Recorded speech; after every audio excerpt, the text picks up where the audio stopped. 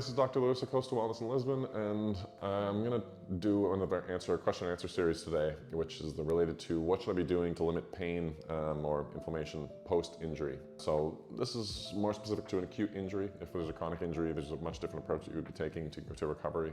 However, there might be questions you want to ask if you are dealing with kind of a chronic injury and you handled it improperly during the acute phase. So the acute phase of an injury is when we twisted our ankle at the gym, we were skipping, rolled over on it, we heard a little bit of a plop or click. We went to the hospital, we found out there's no major damage to ligaments, there's stability there still, but really inflamed, there's no fracture. So we have a pretty bad sprain, maybe a strain involved as well, so just things are inflamed and irritated. So there's been an injury. And in that acute phase, we really want to try to limit how much we try to interfere with it.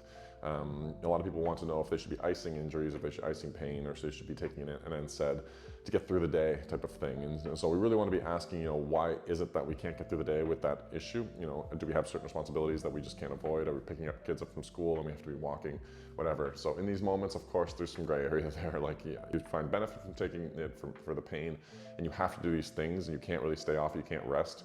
Yeah, there's a time and a place for using some of these things, but we don't want to be overdoing that all the time, especially in an acute phase of injury. We really want to allow that inflammation to be there because it's the initial phase of the healing process. It sends all kinds of signals through our body to help your body progress from that phase where it's going to last maybe a day to 3 days, depending on the amount of injury. And then that next phase of it, when we start to sort of repair tissue in that area and recover back to how it was beforehand, we want that initial inflammatory phase to happen, because if we limit it, there is research showing that we can interfere with this and lead to more chronic issues.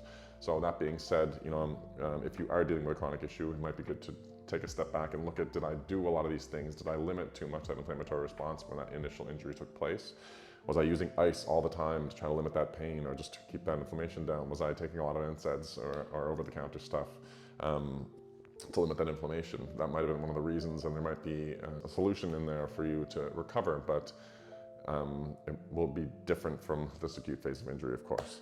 But yeah, during this acute phase of injury, try your best to allow the inflammatory response to take place. If you're dealing with a lot of pain, gentle movements of the joint itself can be really beneficial. Applying a topical kind of anesthetic, something very mild, and massaging the area gently can be helpful, just pushing the fluid out of the area. Just trying to do other things that distract you from that pain, but ultimately some rest in the first couple of days, and then slowly getting back to recovering that injury is going to be important. But that initial phase, we're not going to use too much ice, we're not going to use too many NSAIDs if you can avoid it.